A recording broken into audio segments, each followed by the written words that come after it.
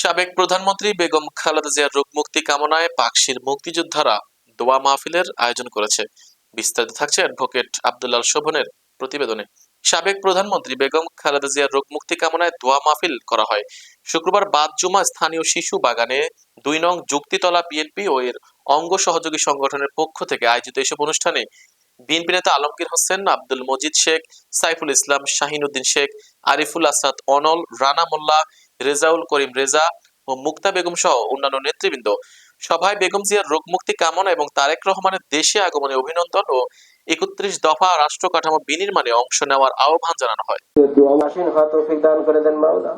সমস্ত প্রকার